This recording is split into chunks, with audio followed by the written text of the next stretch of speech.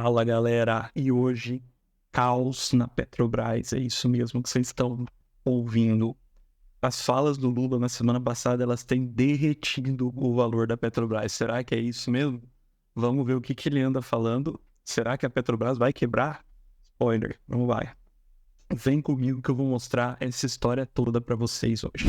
Como de costume, eu vou mostrar aqui para vocês o Investidor 10, né? O que tem acontecido com a Petrobras nos últimos anos. Vamos nos concentrar mais nesse gráfico aqui de cotação, tá, pessoal? E o que a gente tem visto, né, é um aumento muito grande da Petrobras nos últimos 5 anos, né? A gente tem aqui que em 2019 uma ação valia dos R$10 aqui, e aí teve um aumento sem parar, tirando o quadro 2020, né? Até semana passada, onde ela estava valendo ali 40, quase R$43. E aí o que aconteceu para que ela tivesse essa queda que eu vou pôr nos últimos 6 meses? Aí aqui tá os R$42,90 da semana passada, né? Ela teve uma queda aqui no começo do mês passado que foi até mais acentuada aqui no dia 7/3, beleza? E aí ela tem mantido esse valor de R$36. Então o que aconteceu aqui para ela ter essa queda, tá? Antes de mais nada, galera, só fazendo um disclaimer aqui, eu não tô falando nada contra político A ou B, eu tô falando aqui o que aconteceu, beleza? Se você tem problema com o que aconteceu, aí você tem que ver melhor em quem você tá votando, beleza? Mas isso aqui, a gente tá falando de fatos, tanto que eu vou mostrar para vocês a fonte das matérias, tá? E eu tô aqui, galera, com a fonte da notícia, que é a Isto é Dinheiro, né? Falando um pouco aqui do que aconteceu nessa semana aqui. O estopim para essa crise toda da Petrobras, na verdade, nem foi uma fala do Lula, não começou com o Lula, por incrível que pareça. Então aqui o artigo está falando da valorização da empresa, né? Está falando do lucro líquido da empresa no último ano, que foi 124,7 bilhões de reais, um lucro absurdo. E qual que foi o grande problema da ação da Petrobras? O pagamento de dividendos. O que aconteceu? No dia 7, quinta-feira da semana retrasada, né? A empresa anunciou, o Conselho de Administração anunciou que vai distribuir apenas os dividendos obrigatórios, que seriam 14,2 bilhões de reais entre os acionistas, né?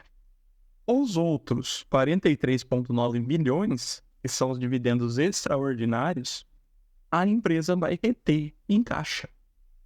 Então, o que aconteceu? Qual foi a origem do problema? O mercado estava esperando um pagamento de dividendos ali de quase 60 bilhões. E a empresa falou, não, eu vou pagar só 25% disso, eu vou pagar 14,2 bi, o resto eu vou deixar em caixa.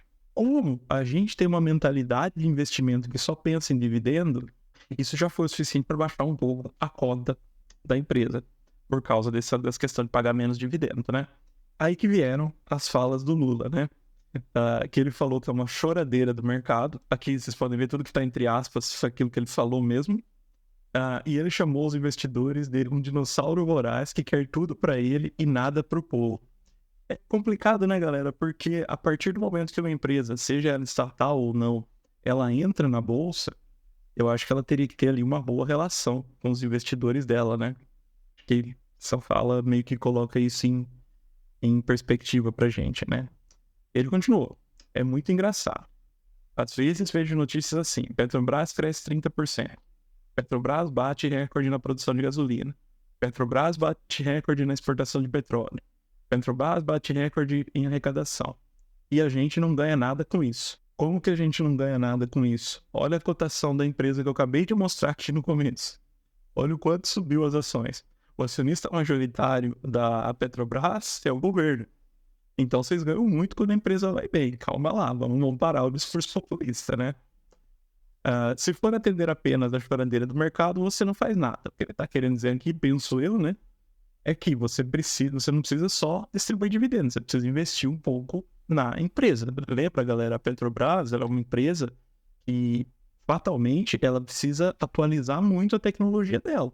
A extração de petróleo, ela tem que ser cada vez mais refinada, cada vez mais eficiente.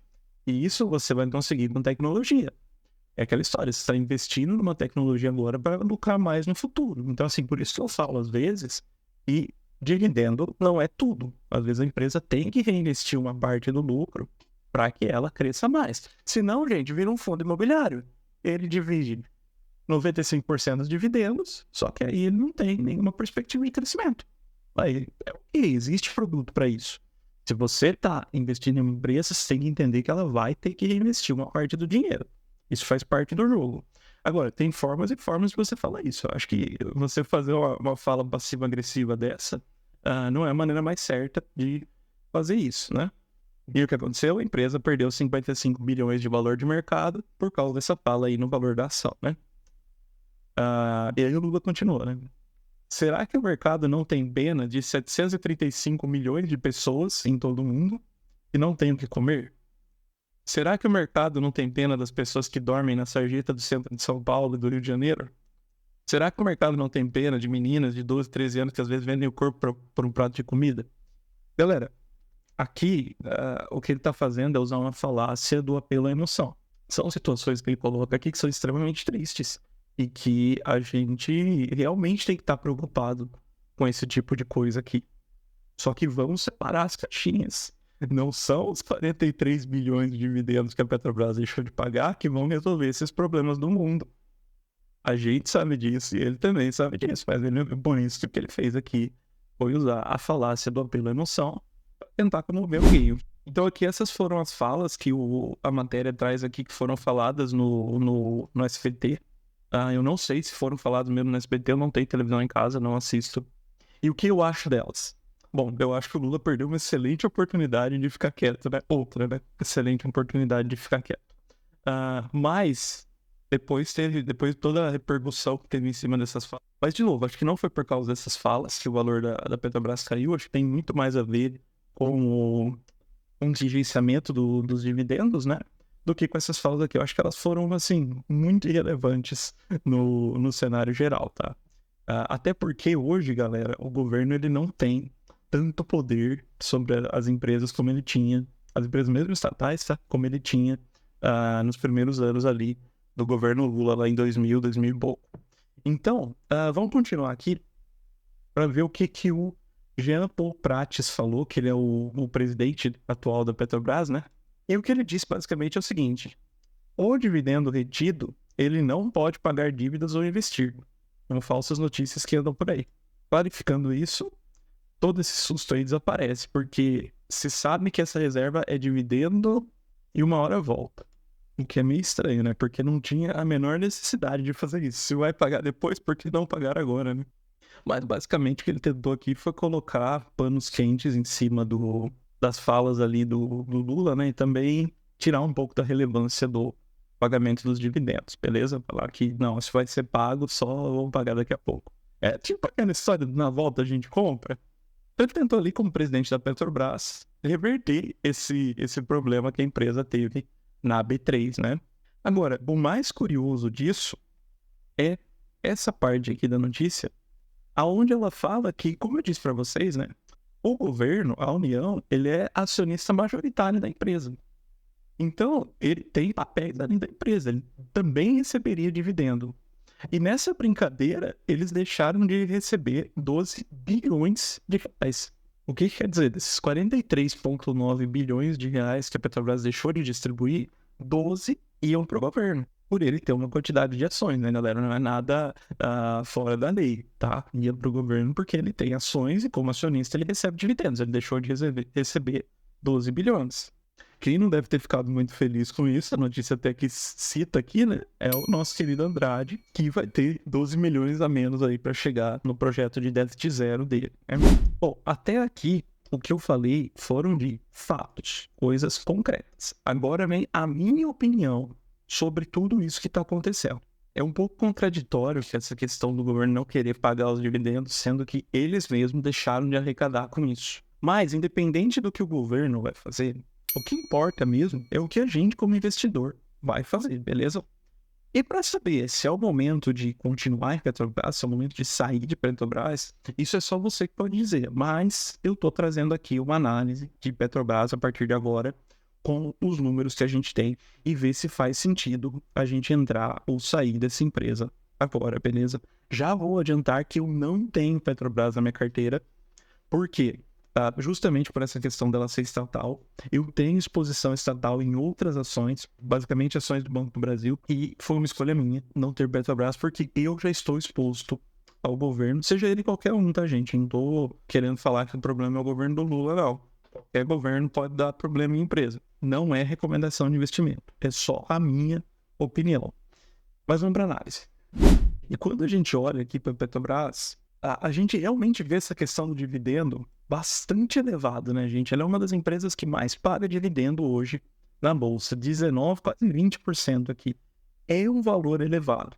Diz o presidente da Petrobras que eles estão querendo equilibrar um pouco isso, quer dizer, distribuir um pouco menos e investir um pouco mais na própria empresa. Para ser honesto com vocês, é lógico que a gente, como investidor, quer um dividendo cada vez mais alto. Mas, às vezes, a gente tem que reconhecer que você tem que dar um passo para trás para dar dois para frente no futuro.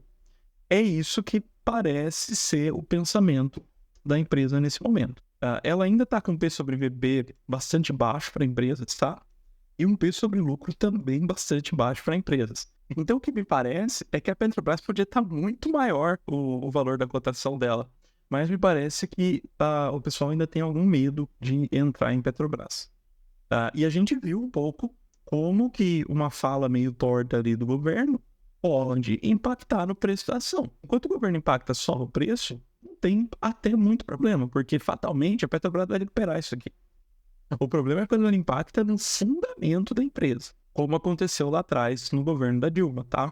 Ela impactou no endividamento da empresa, o que é muito pior do que impactar o preço, beleza? Continuando a nossa análise aqui, a gente vê que o payout da Petrobras realmente era um valor muito grande, 70%.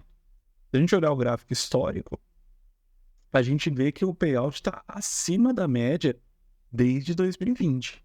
Chegou até a bater mais de 100% em 2022, tá? A média dele diz aqui que é 34,9%. Então, isso reduziria ali o pagamento de dividendos pela metade, tá? Lembrando, não quer dizer que ele vai retornar à média, tá? Até porque o payout, a média, foi muito impactada por aquele período complicado que a Petrobras passou. Mas o payout estar acima da média significa que ele pode reduzir um pouquinho. A Petrobras tem uma margem líquida muito interessante. Muito interessante. Ela é uma empresa que, tirando os anos complicados aqui, ela dá lucro, dá bastante lucro. Tem um ROI absurdo em 32,75%.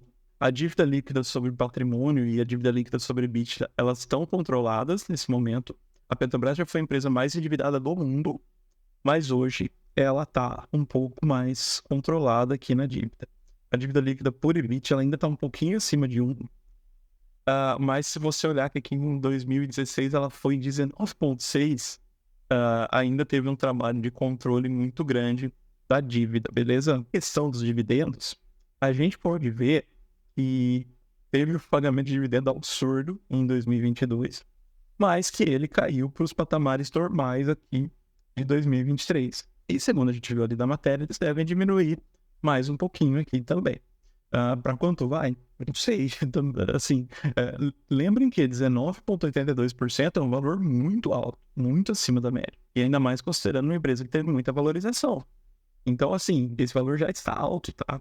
Se ele diminuir um pouquinho, talvez ele fique mais perto de valores normais, vamos dizer assim. A empresa apresentou diminuição de lucro líquido em 2023, tá? Então, aqui em 2022 ela lucrou 189 bilhões. Em 2023, 125 bilhões. Pode ter a ver um pouco com o preço da gasolina, que está um pouco mais baixo, né? Mas, de qualquer forma, é um ponto de atenção aqui. Manteve o lucro nos últimos 12 meses. Sempre que o lucro cai, é um ponto de atenção. Tem batido o Ibovespa com certa tranquilidade aqui, mesmo com essa queda acentuada aqui em março. E aí eu sempre gosto de olhar para a receita. Lembrando que o principal produto da Petrobras, ele é uma commodity. É o petróleo, beleza? Então, é normal você ter uma certa oscilação aqui. O mesmo vale para aquilo do lucro que eu falei lá em cima um pouquinho, tá? Então, você vê que ele desceu, subiu um pouquinho, desceu, subiu um pouquinho, agora está descendo um pouquinho. Pode ser que daqui a pouco ele suba um pouco mais. Se a gente olha para o preço do barril de petróleo, eu vou mostrar para vocês daqui a pouco, ele está numa tendência de alta. E assim, o preço do barril de petróleo, gente, ele sempre vai subir, porque as reservas de petróleo no mundo, elas são limitadas, uma hora o petróleo vai acabar. E quanto mais o recurso se torna escasso, mais valor ele tem, beleza? É mais ou menos pelo mesmo motivo que o ouro sempre valoriza aí, né? Mas o petróleo, ele ainda, a gente ainda gasta ele, né? O ouro a gente pode reaproveitar. O petróleo a gente ainda vai gastar ele e não vai ter como recuperar, beleza? Então, isso gera uma tendência de que o preço do petróleo sempre aumente, porque a gente ainda é uma civilização que depende muito desse recurso. Aqui, só para finalizar, galera, eu quero mostrar então o preço para vocês do barril de petróleo. Ele tá... aqui a gente vê os dados desde 2017, tá? A gente vê que ele só teve uma queda lá em 2020, vocês sabem muito bem por quê. E teve um máximo histórico aqui no primeiro semestre de 2022, quando a gente teve toda a questão ali da guerra envolvendo Rússia e Ucrânia, beleza? Isso levou ali o preço do petróleo. E aí ele deu uma baixada e ficou mais ou menos andando de lado aqui até o momento que a gente está, beleza? Só que, se a gente desconsidera esses dois eventos grandes que a gente teve, que foram a pandemia de 2020 e a guerra o começo da guerra da Rússia para a Ucrânia em 2022, a gente tem um valor que vai subindo aqui meio linearmente. Isso reforça aquilo que eu falei, né? Que o preço do petróleo, ele sempre tende a aumentar. E essa questão do preço do petróleo sempre aumentar, isso tem um impacto positivo no preço de ação da Petrobras. Então, muito provavelmente, daqui a 20 anos, a Petrobras vai valer muito mais do que ela vale hoje. Então, assim, é uma empresa que ainda tem os fundamentos quando você olha para números. Lembrando, quando você olha para números e para mercado, é uma empresa que ainda tem fundamentos muito sólidos, muito sólidos. Se ela não fosse estatal, com certeza ela estaria na minha carteira, mas com certeza absoluta. Agora, o grande problema associado, o grande risco, né, associado com Petrobras, justamente é esse problema das estatais, beleza? E eu quero voltar um pouco naquela nossa notícia do Isso é Dinheiro, né? Ela tem até um ponto aqui embaixo, onde alguns analistas falam sobre essa movimentação do governo e a tendência que ele tem de ter uma característica de mais controle sobre as estatais, né? E um ponto que vale a pena destacar aqui, ó, essa fala aqui, né? O medo dos investidores é que a empresa volte a ser explorada politicamente a ponto de retomar os patamares de 10 anos atrás, quando ocupou a vexatória posição de empresa mais endividada do mundo, né? Esse foi um relatório que saiu no Bank of America, né? Só que, ao mesmo tempo, eles falam aqui que uma volta ao passado é difícil que ocorra, já que o mundo hoje mudou e as leis das SAs impedem que o governo faça o que quiser. Então, é aquela história, galera. Hoje, a gente tem mais regulamentação. Então, o risco de você ter uma exposição das empresas ao governo, ele diminuiu hoje. Por esses e outros fatores, eu coloquei o pé em Banco do Brasil. Mas eu ainda não tenho segurança suficiente para colocar o pé em Petrobras, como eu já disse aqui para vocês. Mas aí é só a minha opinião, beleza? Lembrando, isso não é nenhuma recomendação de investimento. Eu estou trazendo aqui para vocês a notícia do que aconteceu com Petrobras e os bastidores aí dessa notícia, beleza? Lembre-se que só você pode escolher o que você faz com o seu dinheiro. E galera, eu vou deixar aqui embaixo o link da notícia para vocês, beleza? Eu vou deixar na descrição aqui do vídeo. E se essa análise, se essa notícia que eu trouxe te ajudou de alguma forma, eu peço que você deixe o like, compartilhe esse vídeo, para que mais gente possa ser ajudada por esse conteúdo, beleza? Então é isso, gente. Um abraço e até a próxima.